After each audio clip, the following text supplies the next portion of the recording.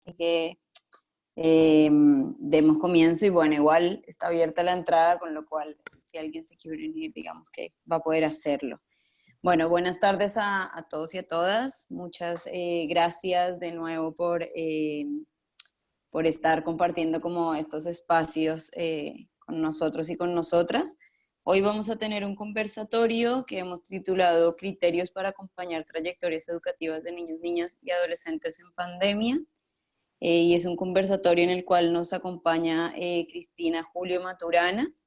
Ella es presidenta de la Cooperativa de Acción Pedagógica Diversos, es doctora en educación, licenciada en Ciencias Sociales y Ética Social y profesora de educación diferencial. Y bueno, ya luego vos seguramente, Cristina, nos contarás un poquito más, pero ella ha enfocado su trabajo y también fue una de las razones por las cuales quisimos también como convocarla a que nos compartiera, digamos, su experiencia, porque ha enfocado su trabajo sobre todo en contextos de vulneración y de pobreza, en torno, digamos, a la búsqueda de la justicia social y de la inclusión educativa, del acceso al derecho a la educación, del garantizar este derecho, digamos. Así que bueno, Cristina, muchísimas gracias por nada, atender, digamos, nuestro llamado, por querer venir a compartir con nosotras y con nosotros. Y bueno, la palabra es toda tuya. Muchas gracias al equipo de América Solidaria por la confianza, por la invitación. Yo le decía a María Paz, que fue quien me contactó, que esperaba estar a la altura de lo que ustedes requieren. En ese sentido, lo primero es saludar a todos y todas las que están presentes, agradecer también el interés por conversar sobre este tema y contarles que cuando me invitaron, yo les dije, las chicas me dijeron que contaba con 1 hora para aquello, y entonces, como esto es un conversatorio y no es una conferencia ni una clase magistral, y por estos días que he estado en varios conversatorios, de repente uno se queda con gusto a poco porque no alcanza a conversar, es muy difícil conversar en la virtualidad. Entonces lo que hice fue preparar 4 diapositivas como para darle unas ideas fuerzas que fundamentalmente provoquen la conversación, ¿ya? Entonces, en esas ideas fuerzas les cuento un poco desde donde yo miro el tema, desde donde yo propongo los criterios, y después de eso, que yo espero que no sea más de 20 minutos, poder tener el resto del espacio para que los que están presentes puedan hacer preguntas y poder hacer un cierre y conversando sobre el tema. Así que eso, para empezar. Y para aprovechar el tiempo, voy a poner de inmediato compartir pantalla para ver esto que yo les digo que es lo que preparé.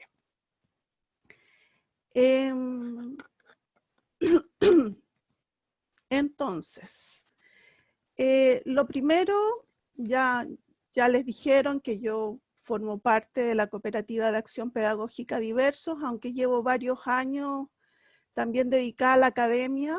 Desde el 2015 me retiré, pensando fundamentalmente vivir mis últimos años de profesión en la práctica, en el terreno. Ajá.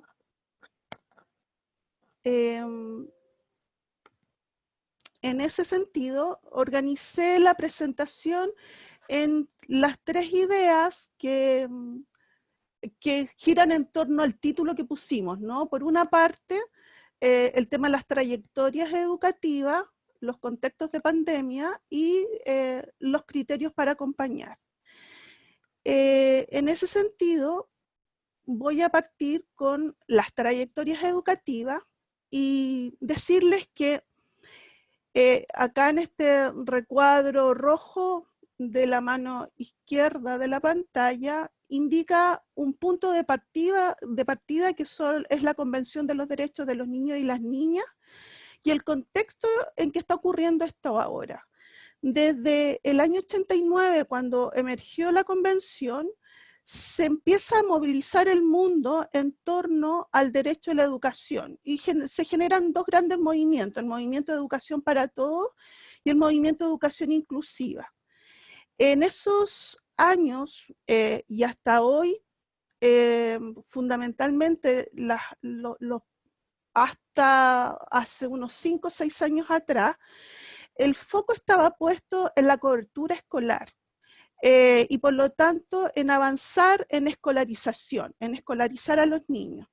Sin embargo, hoy día el problema que ya está muy estudiado de las trayectorias educativas que se concluyen o que no se concluyen en los niños, está más centrado en, ya está estudiado que es un problema multifactorial, obviamente, pero que hoy día, en este último tiempo, hace ya desde el 2015 en adelante, la UNESCO viene diciendo a partir de ciertas evidencias que el problema ya no es solo escolarización, sino que fundamentalmente el problema es de crisis de aprendizaje.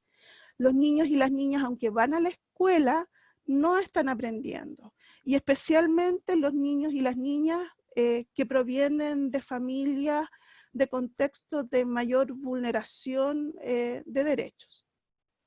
Por otra parte, en el punto que está ahí en el recuadro verde, yo refiero a la educación como institucionalización de procesos formativos. Es decir, las trayectorias educativas se transita de un nivel a otro en función de la organización que cada país se ha dado. Como aquí hay personas de varios países, indico precisamente eso. Cada país se da la institución educativa que le parece pertinente. Se organiza en niveles y también organiza estas trayectorias. Por lo tanto, el énfasis de las primeras décadas ha sido fundamentalmente en trayectorias en la educación formal. Y de ver entonces cómo vamos transitando, por ejemplo, en el caso de aquí de Chile, desde el nivel de educación parvularia hasta el nivel de educación superior. En cada país, por lo tanto, tiene su propio formato. Otro elemento de las trayectorias, para comprender las trayectorias educativas, tiene que ver con lo que yo le denomino trayectorias de aprendizaje escolar. Y esto es un tema que he venido trabajando ya con más fuerza desde el año 2008 y que he publicado a partir ya del año 2014 en adelante, que tiene que ver con que los niños y las niñas, ya decíamos, van a la escuela, sin embargo, la dificultad mayor está en cómo continuamos el aprendizaje, no cómo continuamos la escolaridad, sino que el aprendizaje. Y en eso me quiero detener, decir que yo miro el aprendizaje desde el paradigma de aprendizaje sociocultural, siguiendo fundamentalmente a la Bárbara Rogoff, que es psicoantropóloga, que ella trabaja y concibe el aprendizaje, me apropio de eso, el aprendizaje como la apropiación cultural por medio de la participación, una participación que es guiada en las comunidades de prácticas. Por lo tanto, son procesos de apropiación situados en lugares, en tiempos, en espacios, en contextos históricos, culturales. Y son procesos de apropiación guiados a través de la participación para lograr un desarrollo humano integral y que está asociado al bienestar y la calidad de vida, especialmente de los niños y las niñas. En ese sentido también el aprendizaje es un continuo, se aprende antes de la escuela, en la escuela y después de la escuela. El aprendizaje es un continuo que solo dejamos de aprender cuando ya no estamos presentes en este mundo. y quizás sí, depende del paradigma de cada cual donde lo mire, ¿no?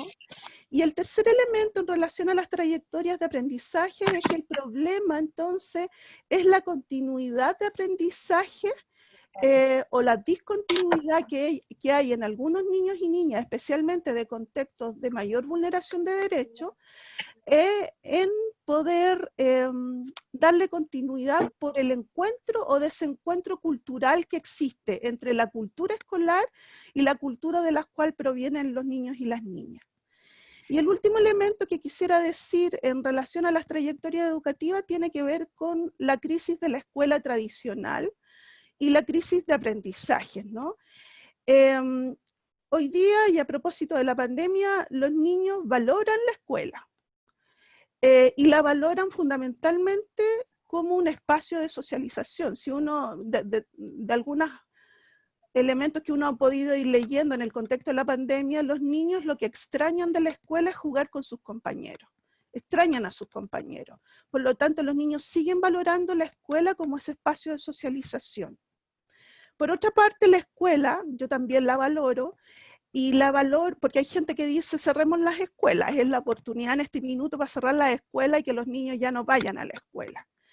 Yo también creo que en espacios de alta vulneración de derechos, la escuela es un espacio de satisfacción de necesidades básicas, como por ejemplo la alimentación, la salud, los cuidados, que no en todos los hogares están las condiciones para dárselo.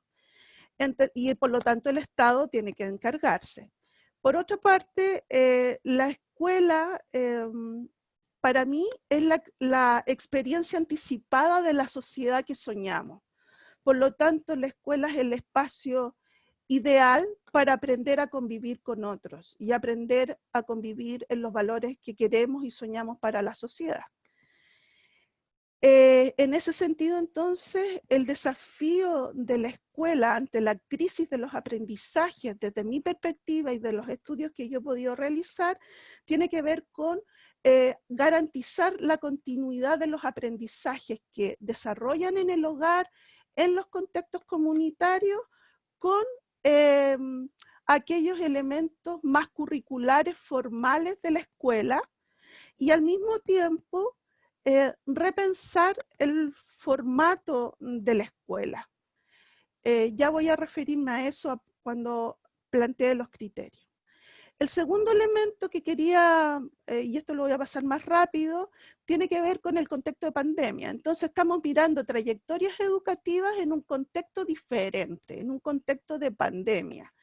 Y cuando hablamos de pandemia estamos hablando de que un virus nos ha afectado a todos a nivel mundial. Y en ese sentido, entonces, la pandemia lo único que hace es develar y agravar las desigualdades que ya veníamos teniendo, ¿sí? Y me contaban que en Haití, por ejemplo, por la situación política del año pasado, incluso tuvieron los niños sin ir a la escuela mucho antes de la pandemia, y en Chile nos pasó más o menos lo mismo. El año pasado, 2019, tuvimos paro de profesores, después vino la crisis social, que en este minuto está en paréntesis solamente, producto precisamente de la pandemia, que a nosotros se nos va a alargar dado el proceso que se ha llevado. Entonces, la pandemia solo nos trae agravamiento en estas desigualdades, que también las hemos podido ver en el ámbito de la educación formal, ¿no? En ese sentido, también la pandemia aumenta la distancia con la escuela. Los niños y las niñas, ya decíamos, extrañan a sus compañeros, pero también al mismo tiempo plantean que pueden vivir sin la escuela. Pueden vivir sin las clases tradicionales presenciales. Y al mismo tiempo, los niños y las niñas se han dado cuenta que aprenden sin la escuela. Y que la escuela entonces no es el lugar donde necesariamente se generan todos los aprendizajes, sino que es un espacio donde se generan aprendizajes formales que dicen relación con los currículum prescritos por la institucionalidad educativa que se ha dado cada país. Por otra parte, en el óvalo de abajo, los niños, las niñas y adolescentes extrañan jugar con sus compañeros. El tema del juego, lo vamos a ver en los criterios también, no es un tema menor. En los contextos de pandemia, en contextos de hacinamiento en el hogar, de hacinamiento de territorios, de hacinamientos de vivienda, se restringe. Y el juego es un espacio vital para los niños y las niñas, además de ser un derecho. Y en cuarto lugar, en este contexto de pandemia, estudios internacionales que ya se vienen dando en este periodo, nos plantean desde UNICEF, desde la UNESCO, que existiría entonces mayor riesgo de dejar la escuela. ¿En quién existiría mayor riesgo? En los que ya tenían riesgo, ¿no? Solamente se agrava este riesgo.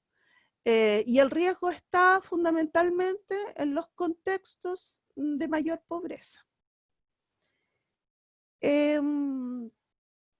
Entonces, para terminar esta primera parte de mis ideas, voy a compartir algunos criterios que tienen que ver con una educación remota, es decir, criterios para una educación remota, que es la que estamos teniendo por estos días. Tal vez por ahí estaba la Sofía que está en Madrid, ¿no? A lo mejor por allá ya están volviendo a clases, acá todavía estamos en plena educación remota, pero al mismo tiempo una educación que facilite el encuentro en la distancia, pero también el reencuentro cuando volvamos a vernos. En ese sentido, un primer criterio que yo comparto es acompañar el vínculo afectivo. Y hablo de acompañar, de acompañamiento. Y del vínculo afectivo porque esto es sencillamente lo que da sentido para el aprendizaje. El aprendizaje solo ocurre cuando estamos involucrados emocionalmente con algo. Entonces, no es menor dejar de emocionarnos. Y en tiempos de pandemia, las emociones en todos nosotros, no solo en los niños, sino que también en los profesores, en la familia, las emociones han estado a flor de piel y hemos deambulado de emoción en emoción. Y a veces no nos comprendemos mucho qué es lo que estamos sintiendo, ¿no? Entonces, no olvidarnos de que para una trayectoria es fundamental acompañar el vínculo. Otro criterio tiene que ver con escuchar vivencias, experiencias, necesidades, deseos, intereses, escucharnos. Y los profes entonces deberíamos propiciar tanto en espacios remotos como en espacios presenciales cuando nos volvamos a reencontrar la escucha activa y saber preguntar, saber dejar los espacios, crear los ambientes necesarios, afectivos, amorosos, cálidos, para que nos escuchemos entre todos, entre los colegas, pero también propiciar los espacios para que los niños y las niñas se escuchen entre sí. Otro criterio para mí relevante, que ya algo mencioné antes, tiene que ver con jugar. Tanto en espacios remotos, buscar, y los profes han desplegado una creatividad e innovación impresionante, favoreciendo el juego virtual, pero también cuando nos volvamos a encontrar, jugar. Y jugar porque, ya lo dije, el juego es un derecho, pero no solo es un derecho, sino que también es una experiencia donde los niños y las niñas, es una experiencia individual donde los niños y las niñas se reconocen a sí mismos como seres humanos, sintientes, pensantes. Y por lo tanto, a través del juego, en lo personal aprendo, pero también me desarrollo como un legítimo aprendiz. Y por otra parte, el juego también nos permite aprender a convivir. El juego nos proporciona reglas, espacios de encuentro, interacciones que nos permiten convivir con otros. Por lo tanto, el juego es una instancia relevante en el proceso educativo y en las trayectorias educativas. Por otra parte, bueno, este criterio lo dice por sí solo, ¿no? Del encierro al aire libre. Hemos estado encerrados, pero además creo que esto da, este encierro nos da la oportunidad de resignificar el aula y ampliar el concepto de aula. El aula, para el equipo, para mí y para el área donde hemos estado trabajando y lo hemos escrito varias veces, el aula para nosotros es un encuentro intersubjetivo. Por lo tanto, no tiene que ver con el espacio físico de las cuatro paredes, sino que puedo encontrarme con otros, puedo sentirme cómodo con otros en diferentes espacios. Y cuando hemos estado encerrados, valoramos mucho más los espacios al aire libre. Entonces, el criterio para mí también es ampliar el concepto de aula, del encierro en el aula. Otro criterio tiene que ver con recoger y sistematizar experiencias de aprendizaje fuera de la escuela.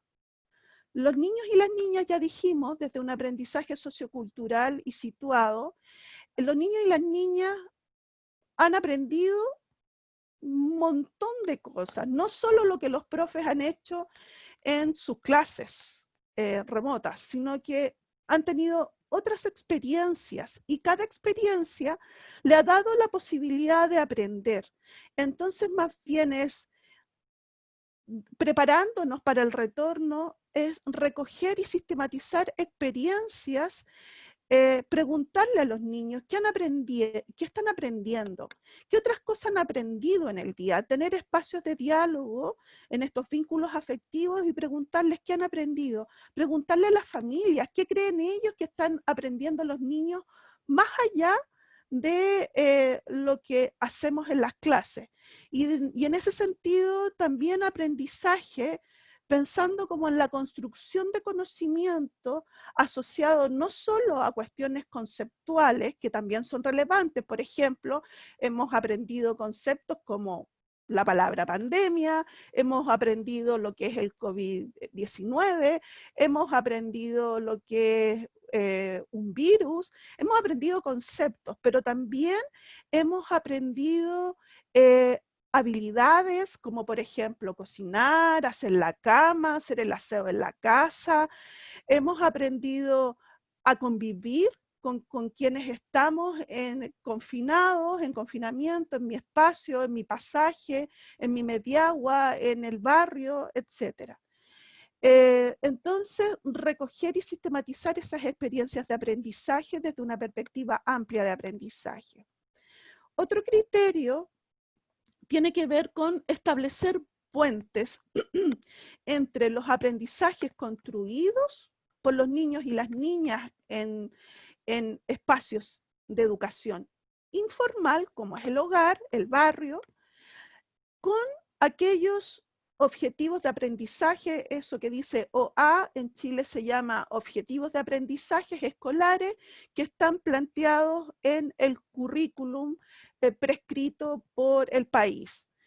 En este sentido, lo que quiero decir es que hay que entrar, los profes, tenemos que recoger entonces y tomar esta sistematización que hemos hecho a partir de la escucha y los diálogos con los niños y su familia y ver en qué se relacionan con los objetivos de aprendizaje que los niños y las niñas, comillas, deberían alcanzar de acuerdo al currículum prescrito.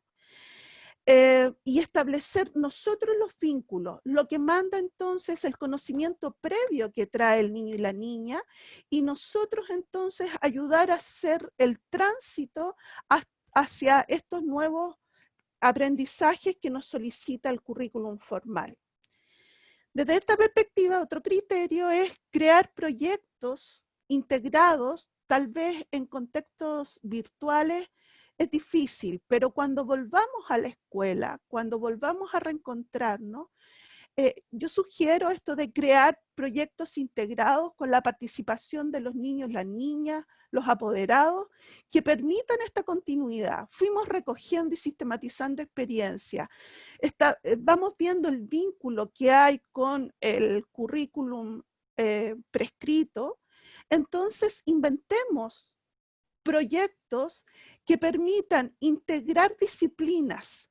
Y cuando digo integrados, estoy pensando en las distintas disciplinas escolares, desde el lenguaje, las matemáticas, las lenguas, el arte, los lenguajes artísticos, etcétera, para poder entonces hacer un tránsito y una integración entre los conocimientos previos y lo que los niños desarrollan. Y también niveles integrados, por ejemplo, niños más grandes con niños más pequeños.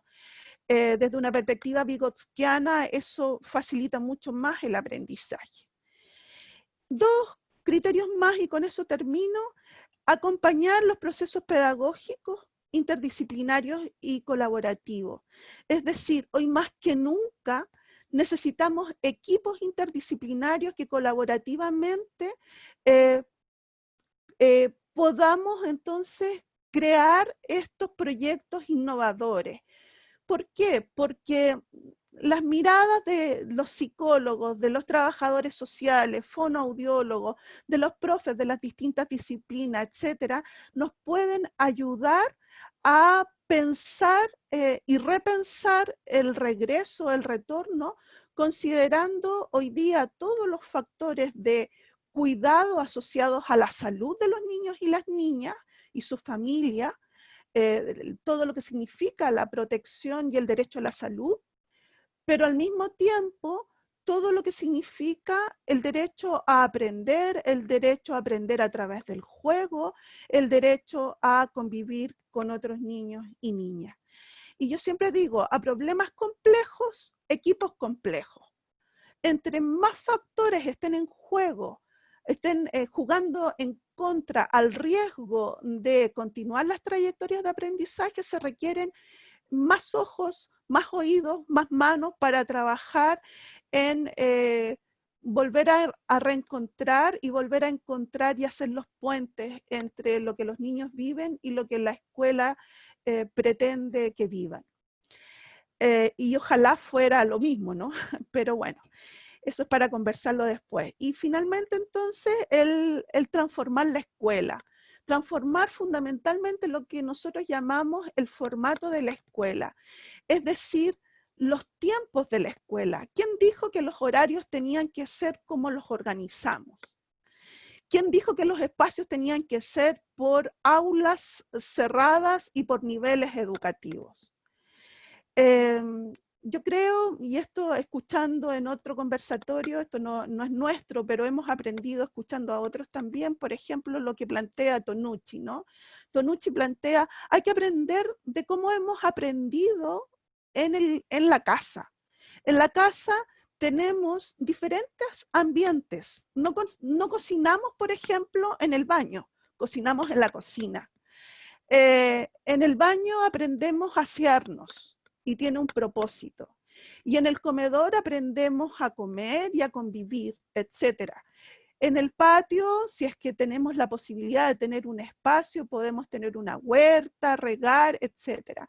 Entonces, lo que Tonucci nos decía es, bueno, ¿cómo creamos entonces en las escuelas espacios donde podamos entrar juntos con distintos niveles, con distintas expertise, a compartir en función de propósitos específicos? Y por lo tanto desarmamos las escuelas y desarmamos las aulas y armamos talleres y armamos espacios donde aprendemos las distintas cosas, ¿no? Para favorecer la relación pedagógica. Bueno, no sé cómo anduvo mi tiempo, pero por ahí está lo que yo quería compartir con ustedes. Y en ese sentido me quedo callada, escucho preguntas, inquietudes, y después volvemos, retomo. Si quieren puedo ir tomando nota de lo que ustedes me preguntan y así después puedo hacer un cierre o algo parecido. ¿Te parece? A la moderadora. Muchas gracias, Cristina. Sí, sí. Bueno, muchas gracias por tu presentación. A partir de ahora, bueno, primero han habido como varios saludos en el chat y nos están acompañando de diversos lugares en realidad y sobre todo diversos lugares de Chile, con mucho personal como de docencia y de jardines y escuelas. Así que también muchísimas gracias como por participar.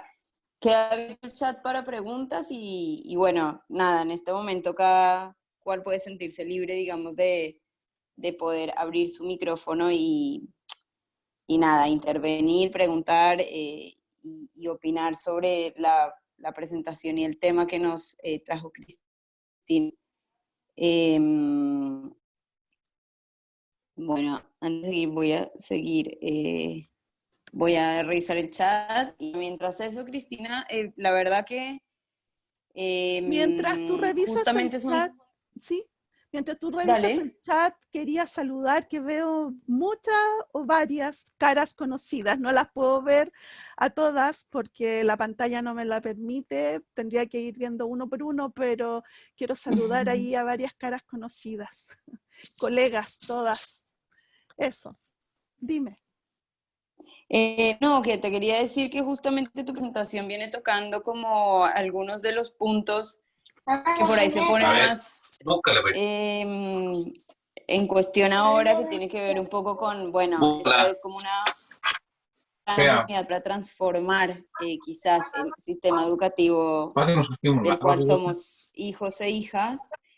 Y nada, a mí se me venía como una pregunta que por ahí no es una pregunta nueva, vos tocaste algunas aristas y lo tocaste quizás también en los criterios, pero bueno, a la hora de hacerlo en el terreno es muy complejo y es como finalmente vincular todos estos demás ámbitos donde los niños, niñas y adolescentes están inmersos, digo, aparte del colegio, y que además, obvio, les generan aprendizajes, cómo vincularlos, digamos, porque a la hora de los cubos, digamos, como te diría, es muy complejo hacerlo, como muy complejo hacer que las familias se acerquen a la trayectoria educativa de los chicos y las chicas, que desde la escuela se pueda contener eso, que además los aprendizajes puedan salir del modelo cuadro currículum y que en el fondo empiecen a integrarse también otras estrategias. Entonces quería preguntarte quizás también como desde tu experiencia, nada, si se ha logrado, si tenés ahí alguna sugerencia o algo parecido. A ver, ¿cómo vincular? La verdad es que a partir de tres experiencias que hemos tenido, un par de experiencias con jardines infantiles de Integra. Integra acá es una fundación del gobierno que se dedica a la primera infancia, y también en una escuela con la que estamos acompañando el proceso en Valparaíso, en la comuna de Valparaíso, en un cerro, en un sector crítico de la comuna. Lo que nosotros hemos estado haciendo es, una primera cosa es olvidarnos de esta lógica tradicional de que las familias son las que se tienen que acercar a la escuela. En contexto de alta vulneración de derechos, las madres fundamentalmente, por lo menos aquí en Chile, las madres son las que son jefas de hogar y su tiempo lo ocupan fundamentalmente para satisfacer necesidades básicas en el hogar. Por lo tanto, es la escuela la que tiene que dar el paso y no al revés. Ese es como un primer elemento. Y dar el paso significa salir, ir a los contextos donde los niños están, y por eso yo hablaba de equipos interdisciplinarios, ¿no? Para apoyarnos en este trabajo. Y por otra parte, tiene que ver con la formación de profesores. Y una formación de profesores situada, porque bueno, yo vengo también, soy profe formada en la universidad, pero también he formado muchas generaciones de profesores y vengo del mundo de la formación de profesores y me doy cuenta que la formación universitaria hoy día, desde mi perspectiva bastante crítica de las universidades, no es suficiente para lo que hoy día estoy planteando, que es modificar el formato de la escuela. Porque habitualmente pasa que las instituciones de educación superior formamos, a todo esto yo no quiero salirme de eso, porque sigo formando profes en la universidad, en 2 universidades públicas acá en la región, en Chile, y soy parte del problema. Entonces no es que externalice el problema, soy parte del problema. Lo que yo veo en las universidades es que precisamente se forman profesores por niveles educativos. Profesores para educación parvularia, para el nivel de primaria o educación básica, para el nivel de educación secundaria o enseñanza media. Por lo tanto, es muy disciplinar por una parte y no nos han enseñado en la formación de profesores, durante la formación de profesores, a aprender interdisciplinariamente. Y eso, desde la experiencia nuestra, lo hemos podido hacer en contextos situados, es decir, dentro de la escuela, cuando ya tenemos los profes, ir acompañando, por lo tanto, tampoco es una formación teórica, sino que es una formación práctica de acompañamiento en el aula y en los equipos de profesores.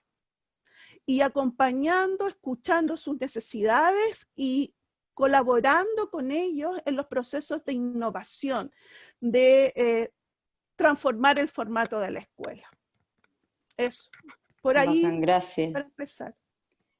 Bueno, tenemos una pregunta de Verona, así que si quieres abrir tu micrófono, dale. Hola, saludarlas a todas. Parece que somos todas, no, por ahí hay algunos también señores, a todas y a todos. Y bueno, yo trabajo en América Solidaria, así que agradecerte mucho, Cristina, por tu participación, por acompañarnos y a todas las que están aquí. Yo además soy educadora de párvulos, así que me siento muy sintonizada con los saludos de los jardines infantiles. Me pareció súper interesante como este hallazgo que tú planteas respecto a que han pesquisado que tal vez en relatos de las niñas y niños que ellos sienten hoy día que pueden vivir sin la escuela, que pueden aprender sin la escuela. Entonces te agradecería si pudieras profundizar en ese contexto, sobre todo porque nosotros como organización estamos impulsando mucho el cómo generar una propuesta para poder efectivamente dar mucho espacio de opinión a las niñas y niños. Entonces, si nos puedes como testimoniar un poquito desde ahí. Y lo siguiente, perdón, está llorando mi perrito, no sé si lo escuchan. Y lo siguiente, esto pasa por estar en las casas, que claro. tenemos otra situación. Claro, estamos en el mundo privado. Y lo otro que quería plantearte es algo súper interesante, que tú hablaste como de la cultura escolar y de la cultura en los hogares. Y cómo también eso quisiera preguntarte desde ese contexto y desde pensar que se aprende a participar participando. ¿Cuáles crees que deberían ser esos como gatilladores o desde tu experiencia, qué consejos también puedes como otorgarnos respecto a justamente impulsar este derecho a la participación, que es uno de los principios básicos, como tú también te basas en la Convención de los Derechos del Niño? Entonces, ¿cómo podemos transformar esa cultura desde la escuela, desde los hogares y desde nosotros que somos una organización de la sociedad civil como América Solidaria en el trabajo que realizamos? Así que eso, y muchas gracias. Gracias a ti por la pregunta, Verona, porque la verdad es que para mí ese es como el foco central de esto. Y y la verdad es que da como para un semestre de formación, pero te lo voy a plantear desde la experiencia, ¿no?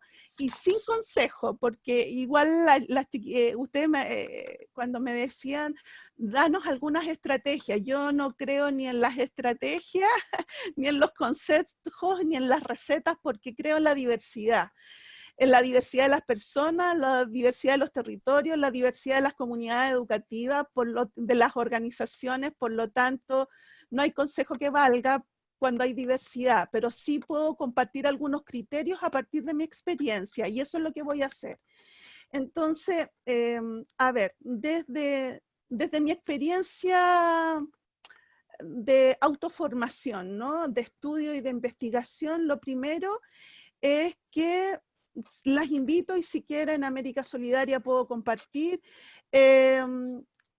textos de Bárbara Rogoff. La Bárbara Rogoff es para todos, les digo, porque la pueden googlear, hoy día Google nos permite el acceso directo.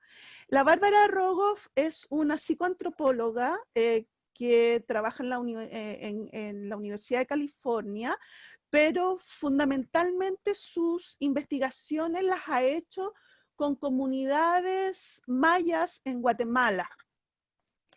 Y la Bárbara Rogoff, que a mí me cautivó cuando la conocí a través de la lectura como al principio de este siglo, porque ella viene investigando desde el año 90 estos temas, ella parte. Cuando llega a Guatemala y en las culturas mayas, le pregunta a algunas mujeres de la comunidad, por ejemplo, cómo les enseñaron a los niños y a las niñas a tejer esos tejidos maravillosos que tiene la comunidad. Y ella se sorprende, y así parte sus investigaciones, se sorprende cuando las mujeres le responden que ellas no enseñan, que los niños aprenden. Y eso a ella le cambió la vida y a mí también, en el sentido de que los niños y las niñas aprenden con o sin enseñanza formal. Aprenden participando, ¿no? Que es lo que la Bárbara Rogoff plantea. Pero es una participación profunda, situada. Los niños y las niñas están viendo cómo tejen los telares, así como para no irme a la cultura maya solamente, ¿no? Pero los niños hoy día en la casa están viendo cómo la mamá está haciendo el queque, los niños y las niñas están viendo cómo las mamás o los papás o los hermanos mayores están haciendo las camas, cómo se pela una papa, etcétera. O sea, la vida cotidiana. Los niños lo observan, los niños juegan, porque así parten, por eso es tan importante el juego, y tú como educadora de párvulos lo sabes, los niños aprenden porque juegan como si estoy cocinando, como si estoy comiendo, como si estoy vendiendo, aprendo. Y al mismo tiempo, los niños empiezan a ejercitar. Y primero harán la cama y querrán hacer la cama solos, ¿no?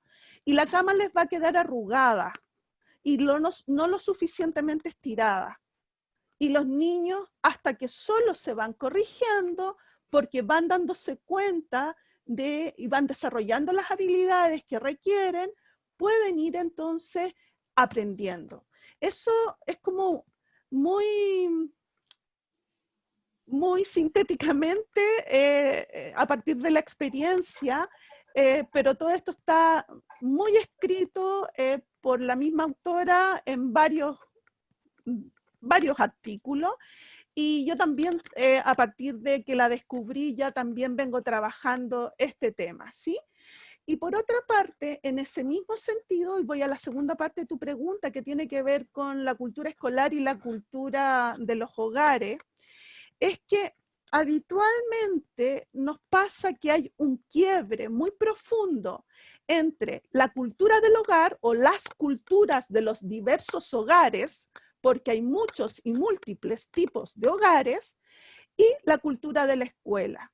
Y la escuela entonces viene con esta cultura que es más bien, y ahí me alargaría mucho, pero tiene que ver con otra corriente que tiene que ver con la homogeneización que busca la escuela que nace en el contexto de la industrialización, en la escuela en que necesita precisamente homogeneizar conocimiento en los niños y las niñas, una escuela que necesita mano de obra para las industrias, pero es que resulta que estamos en el siglo XXI y los niños y las niñas siguen con el mismo formato de la escuela.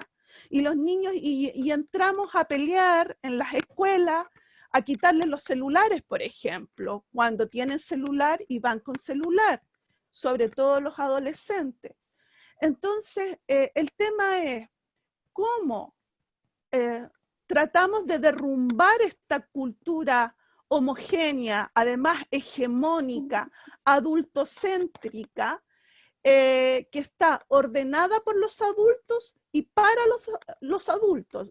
En mi experiencia de trabajo en las escuelas, yo a veces pregunto, a ver, ¿cómo están organizando los horarios escolares? Y el jefe técnico del colegio me dice, mira, es que tengo que ponerlo aquí porque el profe, este es el horario con el que dispone. Entonces organizamos los horarios escolares en función del tiempo de los profesores y no en función de las condiciones y características, las necesidades de los niños y las niñas.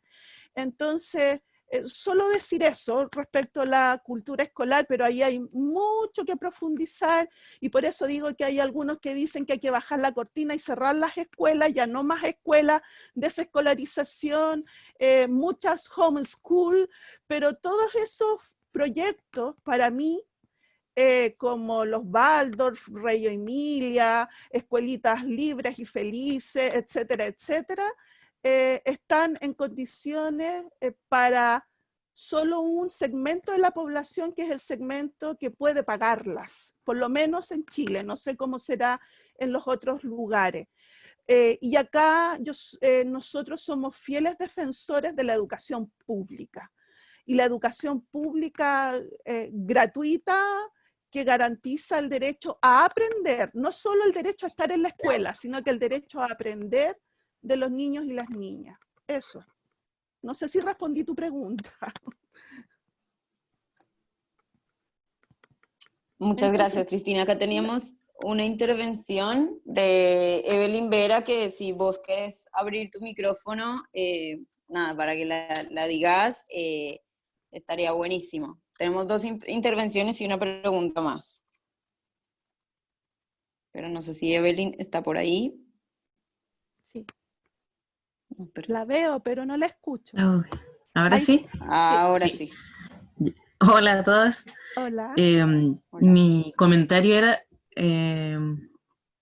porque, bueno, en general veo que todos ustedes son educadoras. Yo soy psicopedagoga de un programa que trabaja con jóvenes infractores de ley.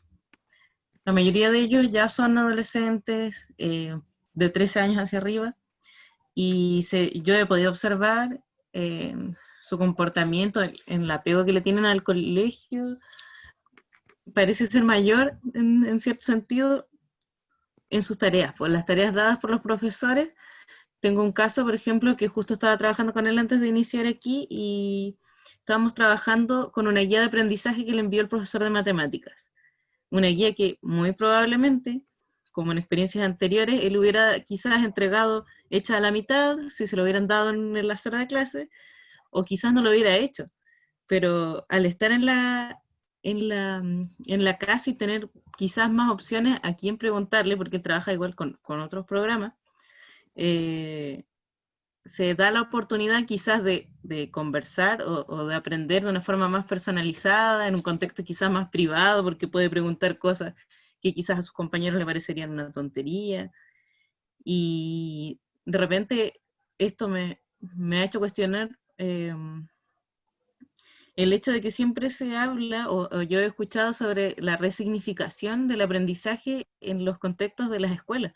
Quizás actualmente lo que importa es resignificar el aprendizaje en la casa, el aprendizaje mediante la familia o las personas más cercanas y significativas en la vida de los niños y jóvenes, que no necesariamente son las personas que están en los colegios. Eso es lo que quería comentar. Gracias, Evelyn. Muchas ¿Sabes qué? gracias. Y ahí veo a la Yasna, que es una colega querida que trabaja también acá en el Servicio Nacional de Menores, que también te puede a lo mejor ayudar con la reflexión, ¿no? Desde mi perspectiva y a partir de mi experiencia también de acompañamiento en otros momentos de jóvenes infractores de ley, efectivamente el apego al colegio a mí también es un tema que me ha sorprendido mucho.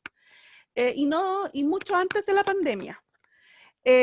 Recuerdo experiencias de niños y niños infractores de ley en contextos de educación no formal, pidiendo, por ejemplo, que se les pasara la asistencia, pidiendo ocupar pizarrón, pidiendo útiles de clase, es decir, buscando espacios los más similares a lo que podría haber sido un aula regular o una instancia de educación formal en la escuela.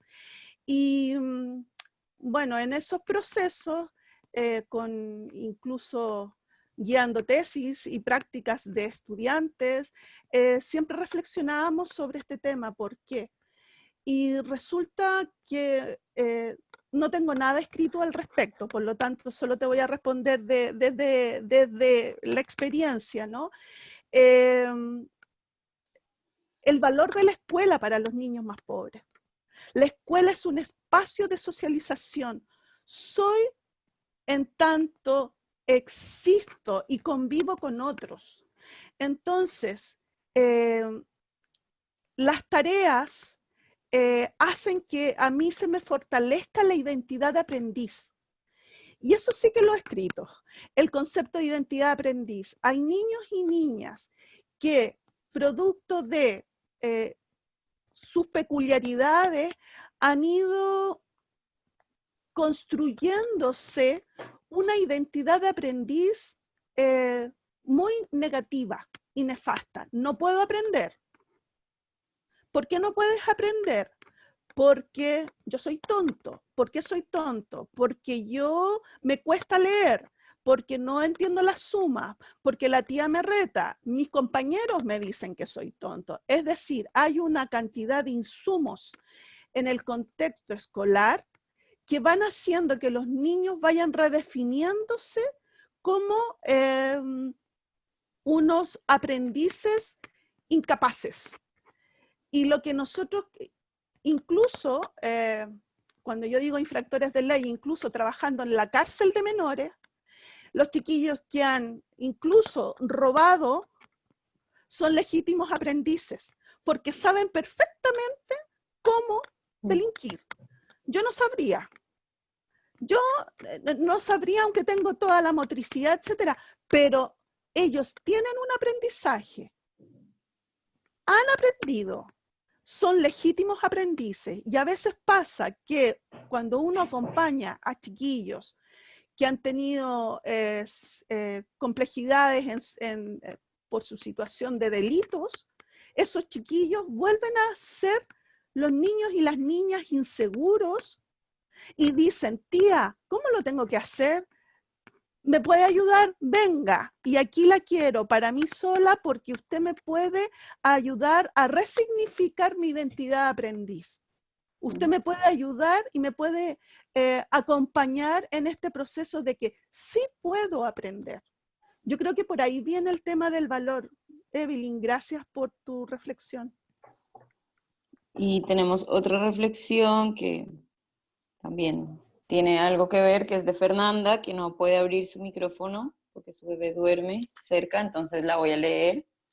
Y dice así, bueno, muchos niños, niñas y adolescentes con los que trabajo y conozco fuera del contexto laboral me han planteado que lo que más los ha motivado a hacer actividades escolares formales y aprendizajes fuera de la escuela en este tiempo ha sido la oportunidad de poder tener como tutores a sus madres y padres, incluso en un contexto como el nuestro, que es rural y cuidadores pasan más tiempo con sus hijos del común, más tiempo con sus hijos del común de los niños en Chile. Las profesoras y profesores tenemos el desafío no solo de resignificar la escuela, también de apelar a modelos de país que permitan espacios familiares. ¿Cuánto tiempo hemos destinado en generar espacios de motivación con estudiantes que requieren como requisito el apego de sus padres?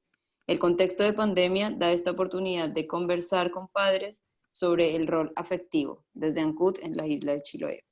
Es una escuela rural. Querida Fernanda, ahí te veo. Espero que tu hijo esté bien y tú también.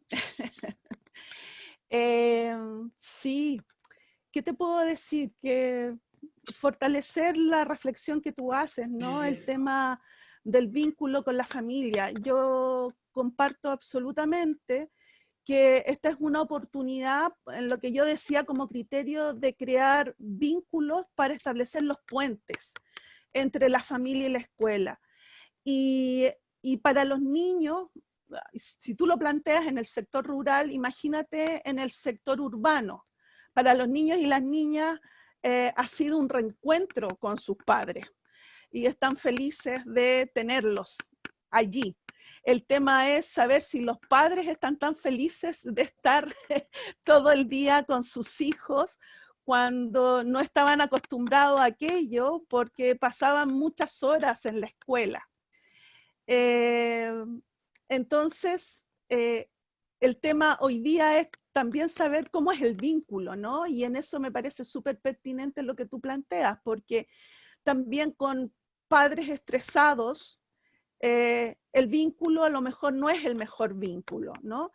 Pero no importa, pero es el vínculo y son sus padres y es su condición y eso nosotros tenemos que entrar a fortalecerlo y a valorarlo, porque muchas veces también los profesores como que tenemos una externalización de nuestra responsabilidad de vínculo y además creemos que la responsabilidad del aprendizaje está en manos solo de los padres. En cambio, la pandemia nos ha generado una posibilidad de encontrarnos y de darnos cuenta que la responsabilidad es compartida. Es de la familia y es de la escuela. Nada más que agregar a lo que plantea la Fernanda. No sé si alguien más quiere hacer otro comentario para que no sea yo la única. Teníamos una pregunta pendiente, así que Viviana, que justo acaba de escribir, si quieres abrir tu micrófono y decir Sofía tu también pregunta. estaba pidiendo la palabra, veo yo acá. Sofía. Hola. Hola, Viviana. Hola, ¿cómo estás? Bueno, estamos con, perdón, somos Viviana y Daniela, estamos escuchando. Muchas gracias por esa charla tan interesante. Bueno, nosotros estamos en el momento en un contexto rural y pues todo lo que comentabas era muy interesante, pero es muy difícil trasladar estas cosas en este contexto, en pandemia, a la educación rural, porque muchos de estos chicos no tienen herramientas para acceder a la educación virtual y la comunicación entre el colegio y la casa y el hogar y los padres es muy intermitente también, pues por una cosa de interés y de no sé, del contexto, sí, que pues que no hay interés real, o sí, de la familia por estar pendiente de la educación de sus hijos. Entonces, teniendo en cuenta eso, pues nos gustaría escuchar un poco tu opinión frente a eso, ¿no? ¿Cómo debería entonces pensarse la educación rural en este contexto de pandemia? Ya, a ver, la primera cosa, Viviana, es decir que yo creo que sí hay interés. Viví en contextos rurales también, y acá también me ha tocado estar en escuelas en contextos rurales, y yo creo que sí hay interés. Hay distintos tipos de interés, que es distinto, o distintos grados de interés, pero siempre hay interés. Yo no creo que no haya ninguna madre, padre, familiar, hermano, que no se interese por la educación de un ser querido, ¿ya? en las múltiples y diversas formas de querer también, porque hay múltiples y diversas formas de querer. Pero independiente de aquello, yo creo que sí hay interés. Tal vez no hay un interés real, como dices tú, en temas de aprendizaje del currículum tradicional y prescrito por los ministerios de educación. Y eso sí puede ser, y va a depender de cada familia cuánto interés pueda tener. Entonces, precisamente por eso yo hablo de los puentes, porque habiendo un interés afectivo por la educación de un ser querido, es factible hacer el vínculo si el profesor y la profesora se dedica a aquello con el currículum escolar. Por ejemplo, el otro día nomás en redes circulaba, porque últimamente todo es por redes, en redes circulaba un video acá en Chile de un niño que se hizo viral, que estaba precisamente exponiendo y haciendo una disertación sobre animales de la granja, y él vivía en el sector rural. Y no necesitó, o sea, tenía un papelógrafo, un cartel, que es lo que habitualmente nosotros pedimos en las escuelas para que los niños expongan. Y así todo, él lo que hizo fue que su cartel lo llevaba de un lugar a otro dentro del campo donde vivía. Y nos llevaba el cartel al corral de los chanchos, al corral de las aves, al corral de los ovinos, al corral de los equinos, para explicarnos de qué se trataba. Entonces, esa disertación lo hizo con un celular. Efectivamente, el sector rural tiene menos, y la pandemia ha dejado en evidencia aquella desigualdad también en términos de acceso a las tecnologías, ¿no? Pero a lo menos hay algunas personas que tienen celular, y a través del celular los niños pueden grabar, pueden jugar y también comunicarse. Yo no sé específicamente, Viviana, tu contexto, pero sí insisto en que así como alguien nos decía, está llorando mi perrito porque entramos en su casa, bueno, también entramos en la casa de los niños en el sector rural. Y el sector rural tiene sus peculiaridades, y la idea es ampliar el aula, como digo, ampliar el concepto de aula, y que el campo es parte del aula y es parte del aprendizaje de los niños y las niñas. No veo a Viviana si es que respondí o no. Sí, gracias. Ok. Bueno, y tenemos dos manitos levantadas. Una es de Sofía, así que si quieres abrir tu micrófono. Hola, no sé si se Hola, escucha Sofía. bien. Se escucha. Vale. Yo respecto también un poco a lo de acompañar el vínculo afectivo, también como lo señala Fernanda, que me parece que también es lo donde se debería centrar el cambio, porque por lo menos acá, yo estoy en Madrid, trabajo con un colectivo de alta vulnerabilidad de un barrio de Madrid, y las familias que tenemos están en un riesgo de pobreza ahora un poco importante. Entonces, aparte de acompañar con el vínculo afectivo, yo hice esta pregunta también que hiciste de cosas que han aprendido en este periodo, y fue tan simple como una respuesta, fue a conversar. Tuvimos tiempo de conversar, tuvimos tiempo de conocernos, porque en la vorágine de llevar trabajos, a veces trabajaba en una casa, en otra, no sé qué, al final llegaban, que el niño en el cole, después llevarlo a extraescolares, mil cosas, se veían a veces casi a la hora de cenar, acostarse y al otro día seguir con la rutina. Entonces no se conocían. Había momentos que decían que para ellos fue un redescubrimiento de su hijo, tanto como de ella como mamá, y de conocer a su hijo. Y también lo otro, con la brecha digital, también fue importante. Muchas no manejaban mucho la tecnología, y al fondo se han transformado los niños en maestros de sus madres, generalmente, porque son las madres las que están un poco también acá en este colectivo, más a llevar la tarea del día a día. Y respecto al vínculo afectivo en la escuela, se cuidó muy poquito, porque ya el año escolar está terminando y hubo una sobrecarga súper importante y un estrés mucho de tener que enviar los deberes, de estar como continuamente conectándose. A veces tenían videollamadas 4, 5 o 6 en la mañana, hacer los deberes, tener que responder al otro día. Hubo una sobrecarga y un estrés importante, más encima de todo el contexto que se estaba viviendo, que ya era angustiante. Entonces el vínculo se cuidó muy poquito. Y nosotros lo que procuramos es tratar de ayudarles en esas etapas, de afianzar el vínculo afectivo, también haciendo videollamadas de ocio, de jugar, de conversar, de tener un espacio entre los niños solo para eso, y un poco por conversar y hablar de este tema, que era algo importante. Y sobre todo que repensar la escuela, hoy en día todavía acá no lo tenemos claro cómo va a ser la vuelta, no está muy definido si va a ser el espacio, si están hablando de bajar el número de chicos en el aula, no todas las escuelas públicas están disponibles para esa posibilidad.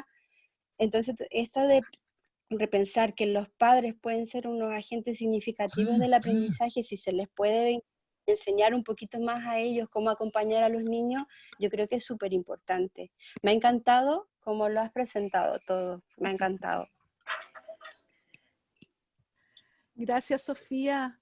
No tengo nada más que decir de lo que tú ya has dicho.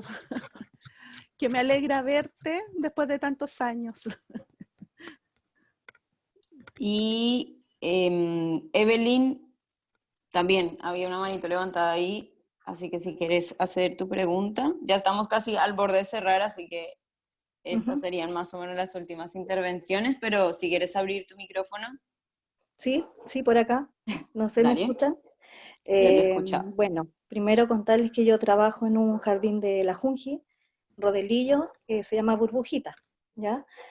Y más o menos llevando a la práctica los criterios que usted nos contaba, nosotros, bueno, como Junji, ha creado una plataforma que se llama Mi Jardín, ¿ya? En la cual las familias ahí nos pueden ir enviando actividades que tengan en casa. Nosotros también les vamos a ellos retroalimentando, ya que no hemos dejado de lado a los niños ni las niñas, ¿ya? Porque también es bueno recordar que la etapa y la educación preescolar es muy importante, ya que es la base de la educación. Así que, bueno, y una idea porque también tenemos en cuenta que muchas mamás, familias, no tienen acceso a internet, ¿ya? Así que, por ejemplo, en mi nivel hemos creado un tipo bitácora en el cual ellos pueden hacer con su propio material que ellos tengan en casa, un cuadernillo así sencillo, como ellos los quieran hacer, y puedan ir registrando actividades diariamente, no sé, ellos se pueden organizar ahí, y después cuando volvamos podamos ir evaluando, que ellos lleven el cuadernillo al jardín y puedan ir mostrando sus actividades que ellos han realizado en casa. Así que eso puede ser una forma y una idea que puede servir. Muchas gracias, muy interesante su charla. Gracias, Evelyn. Muchas gracias, Evelyn. Tenemos luego 2 intervenciones más que son cortitas. No sé si pueden abrir sus micrófonos. Una que era de Lisette Blanco. Si quieres, Lisette, abrir tu micrófono. Si no las leo, pero no tiene tanta gracia. Soy Yana, lo que pasa es que estoy ocupando, ¿se escucha? Se escucha mal, más o menos. Más o menos. Ahí. Ahí sí. Sí. Solamente quería preguntar, lo que te agradecer el espacio a Cristina, que también de lejos siempre escucha. No se te escucha muy bien. ¿Quieres que la lea? La lea, dale. Bueno, lo que decía Lisette era lo siguiente: sin duda que el rol de los padres juega un curso fundamental. Y ahí hay que dar relevancia a la identificación de emociones. Si la familia no se identifica en lo que nos pasa, es muy difícil aterrizar e identificar problemáticas existentes en términos relacionales, en contexto de pandemia, además. Y luego teníamos otra intervención que era de Carmen Gloria. Si quieres abrirlo, si no también puedo leerla, digamos.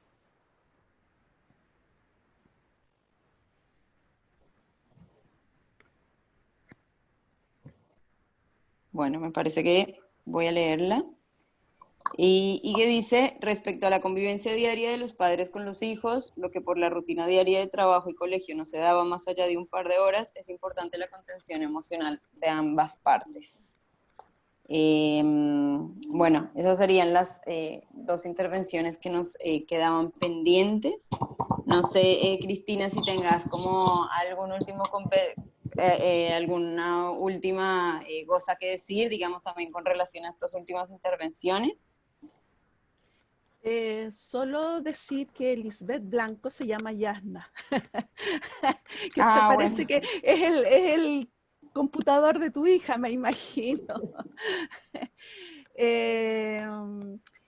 Y decir también que, solo para cerrar, que la contención emocional, a propósito de la última, el último comentario, tiene que ver no solo con las dos partes, con los niños, las niñas y las familias, sino también con los profes. Y también con los equipos interdisciplinarios, porque en las escuelas no solo hay profes, sino que es toda la comunidad educativa la que se ha visto afectada. Me ha tocado acompañar profes que han sido despedidos en este periodo, otros profes con mucho estrés porque sobreexigentes para poder acompañar. También se han cargado mucho de la emocionalidad de lo que están viviendo los niños y les ha afectado, etcétera. Entonces, vuelvo al tema de que el aula, la escuela, tiene sentido en la medida en que es un espacio intersubjetivo y en la medida en que podemos concretar en ella y anticipar en ella la sociedad que queremos construir más adelante. Por lo tanto, si queremos una sociedad amorosa, humana, cálida, vinculante, es en la escuela y con todos los actores de esa comunidad educativa donde vamos a aprender a convivir desde el amor. Si es tan sencillo como eso, pero al mismo tiempo tan complejo como eso. Yo no tengo nada más que agregar y darles solamente las gracias a América Solidaria por esta invitación y por la posibilidad de compartir algunas reflexiones. Y estamos en contacto. Muchísimas gracias, Cristina, también por bueno, aceptar, digamos, nuestra invitación. Sin duda, nada, es un tema que nos está interpelando mucho como fundación y me parece que como sociedad, y me parece que tenés como unas claves, nada, bien importantes como a tener en cuenta en todas las personas que estamos vinculadas, digamos, con procesos de enseñanza-aprendizaje. Bueno, muchas gracias también. Solo agregar una cosa, que Dale. yo creo que en el caso nuestro, yo creo a partir de nuestra experiencia es atreverse a inventar cosas. Atreverse a romper la tradición de la escuela, la tradición de la universidad, atreverse a innovar, pero a innovar en el sentido de la creación, no del negocio, sino que de la creación, de la creatividad. Entonces, ese es como el llamado. Aquí no hay respuestas, hay muchas preguntas, pero en la medida en que nos hacemos buenas preguntas también podemos ir intentando responder algunas, y no solo, sino que en el colectivo. Así que gracias por sus aportes. Todo el rato. También. Bacán, muchísimas gracias y gracias a todas y a todos los que participaron. Y bueno, nos vemos en un próximo webinar, que están las puertas más que abiertas. Hasta luego. Gracias. Chao, chao. Chao, chao. Chao. Gracias. Chao, chao.